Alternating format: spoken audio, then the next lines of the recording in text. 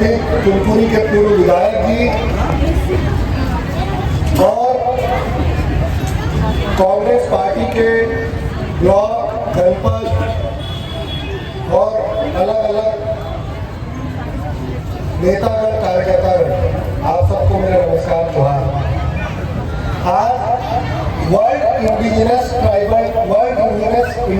Day है, जिसको विश्व आदिवासी दिवस के रूप में 1994 में यूएन ने मान्यता दी कि भारत में इसको ऐसे मनाया जाएगा। और अगर आप आज के मंच देखेंगे और मंच में जिन लोगों का नाम है, मैंने नाम इसलिए अलग से पढ़ना शुरू किया कि तो आपको समझ में आएगा कि जब हम कहते हैं सर्व आदिवासी तो आपको दिखेगा कि इसमें सभी आदिवासी समाज के प्रतिनिधि यहाँ उपस्थित हैं। ये अलग से बताना इसलिए जरूरी है क्योंकि एक दूसरी विचारधारा के लोग किसी भी कार्यक्रम को बिना देर किए किसी एक धर्म और एक जाति का कार्यक्रम बता देते हैं। जब आप वर्ल्ड इंडिजिनस डे कहते हैं तो जब हम उसका शाब्दिक अर्थ लेंगे तो मूल निवासी में तो यहाँ कई ओबीसी समाज के लोग बैठे हैं। ये बिल्कुल साफ और अलग तरीके से बताना जरूरी है। कौवा समाज से नवीना जी बैठी है, ये बिल्कुल अलग से बताना इसलिए जरूरी है ताकि आप सब और इस फुलपुरी नगर पंचायत को ये मैसेज, ये संदेश साफ साफ जा सके कि ये सभी आदिवासियों का, सभी मूल निवासियों का कार्यक्रम है। आज जब मैं नगर पंचायत अपने घर से निकल के आ रहा था तो मैंने पूरा फेसबुक, पूरा ट्विटर, पूरा व्हाट्सएप, पूरे गांव का जो होर्डिंग बैनर देखा तो उसमें कहीं भी विश्व आदिवासी दिवस की शुभकामनाएं आप लोगों को नहीं दी गई थी, जबकि सरकार है और सरकार में एक व्यक्ति है जो आदिवासी समाज से है और वो मुख्यमंत्री है। फिर ऐसा क्यों हुआ कि आदिवासी दिवस के दिन एक शुभकामना का संदेश भी नहीं दिया गया? तो लगे हाथ मैंने देखा कि सोशल मीडिया में भाजपा के कुछ नेता का बयान चल रहा था, उसमें लिखा था कि ये तो विश्व आदिवासी दिवस हम लोगों का नहीं है। तो मेरे मन में सवाल आया, 1994 से लेकर 2024 तक तो था, क्योंकि तब तो भाजपा की सरकार थी तब भी मनाया जाता था, कांग्रेस की सरकार थी तब भी मनाया जाता था। ऐसा क्या हुआ कि एक आदिवासी व्यक्ति के मुख्यमंत्री बनने के बाद इसको मनाना बंद कर दिया गया? तो जैसा कि मैं बार बार आप लोगों से कहता हूं कि जो भी आपके आसपास घट रहा है वो सामान्य बात नहीं है, उसके पीछे एक उद्देश्य है, उसके पीछे कुछ मंशा है। और वो ये है कि आने वाले 15 सितंबर को धरती आबा बिरसा मुंडा जी के जयंती पर एक जनजाति जयंती का आयोजन किया जाएगा। और अब ये आदिवासियों को जो पहले धर्म के नाम पे बांटना चाहते थे, अब ये उनको त्योहारों के नाम पर, अब ये उनको दिवस के नाम पर, अब ये उनको भाषा के नाम पर हर स्तर पर बांटने आ गए हैं। और दुर्भाग्य ये है कि इस समय आदिवासी समाज के एक व्यक्ति क्या है, मुख्यमंत्री। ये जो उद्देश्य है उसको समझना है, क्योंकि धरती आबा बिरसा मुंडा को तो आप और हम हमेशा से मनाते आए हैं, हमेशा से उनसे प्रेरणा पाते आए हैं। आए कि नहीं आए?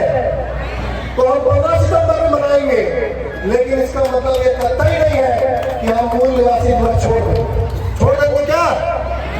तो हम 9 अगस्त भी मनाएंगे, हम 15 सितंबर भी मनाएंगे और हम संविधान दिवस भी मनाएंगे। हम तुम लोगों के बहकावे में नहीं आएंगे। इस उद्देश्य को इसलिए समझना जरूरी है क्योंकि आप जिस सरगुजा में रहते हैं उस सरगुजा के एक क्षेत्र में हसदेव का इलाका है। उस हसदेव के पूरे जंगल को काटा जा रहा है। हसदेव को तो लगभग काट दिया गया और उसके बाद रायगढ़ के आगे परसा केते नाम की एक जगह है जहां एक और कोयला खदान खोदना है। उसके लिए 1762 हेक्टेयर जमीन पर 6 लाख पेड़ काटे जाएंगे। किसके लिए काटे जाएंगे? अडानी के लिए काटे जाएंगे। अब आप सोचिए, जब वो 6 लाख पेड़ कटेंगे तो क्या केवल आदिवासियों का नुकसान होगा? क्या केवल पिछड़ों का नुकसान होगा? क्या केवल गरीब लोगों का नुकसान होगा? नुकसान तो सबका होगा, होगा कि नहीं होगा? होगा। लेकिन जैसे ही 6 लाख पेड़ काटे जाने के बारे में जसपुर के आदिवासी, सरगुजा के आदिवासियों को पता चलेगा और अगर सारे के सारे आदिवासी एक साथ कूच कर देंगे और कहेंगे कि हम पेड़ काटने नहीं देंगे, तो इनकी मंशा विफल हो जाएगी कि नहीं हो जाएगी? अगर हम लड़ाई लड़ेंगे तो ये असफल हो जाएंगे कि नहीं हो जाएंगे? लेकिन अगर हम एकजुट हो गए तो ये अडानी को वो कोयला का खदान नहीं दे पाएंगे। इसलिए इनका काम यह है कि जसपुर जिले में और पूरे सरगुजा में आदिवासियों को टुकड़ों में बांट दो, मूल निवासियों को अलग अलग तरीके से बांट दो और उनको धर्म की लड़ाई में उलझा दो, ताकि एक तरफ लोग एक धर्म का झंडा लेके खड़े हो तो दूसरे तरफ लोग दूसरे धर्म का झंडा लेके खड़े हो जाए। और जैसे ही धर्म का झंडा लेकर के दोनों तरफ लोग खड़े होंगे, ये जो करना चाहते हैं ये करने में सफल हो जाएंगे। लेकिन अगर कहीं कोई मंच ऐसा सजेगा जो यहाँ है, जो सर्व आदिवासी समाज का मंच है, जो मूल निवासियों का मंच है, जो स्थानीय एसटी, एससी, ओबीसी, गरीब जनरल कास्ट के लोगों का मंच है, तो इनकी मंशा फेल हो जाएगी कि नहीं हो जाएगी? इनकी मंशा फेल हो जाएगी। इसलिए ये लोग जब जब बांटने की बात करेंगे, हमको तब तक एक होने की और एकजुट होने की बात करनी है। साथियों, बताइए हम सब एक होंगे कि नहीं होंगे? हमको समझना है कि उनकी राजनीति और हमारी राजनीति का फर्क क्या है। तो ये तो वर्ल्ड इंडिजिनस डे की बात मैंने आपको बताई और एक षड्यंत्र बताया।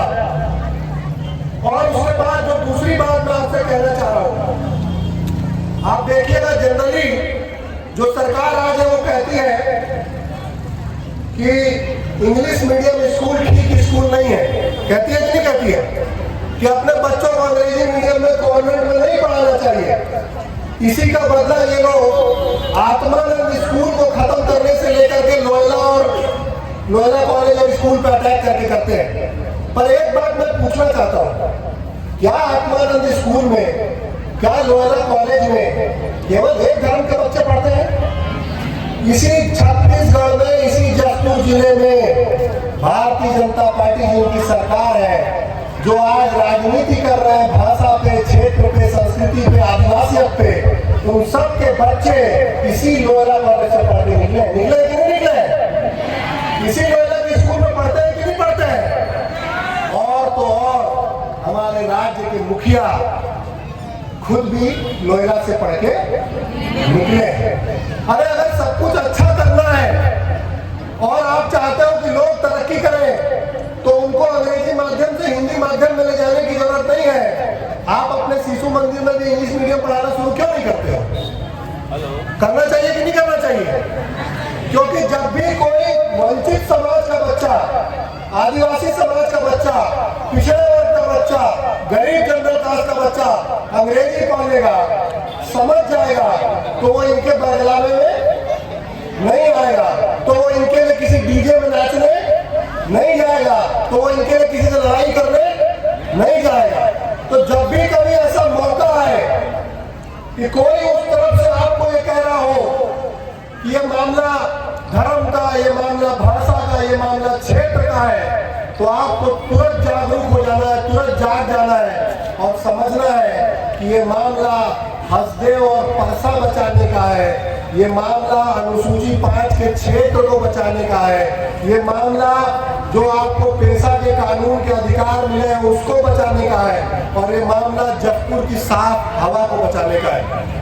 मेरे से पहले जो प्रवक्ता थे हमारे अनुसूचित जनजाति आयोग के अध्यक्ष, उन्होंने बताया कि अगर आदिवासी धर्म के नाम पर बढ़ गए तो जसपुर जिला अनुसूची 5 का क्षेत्र बचेगा ही नहीं।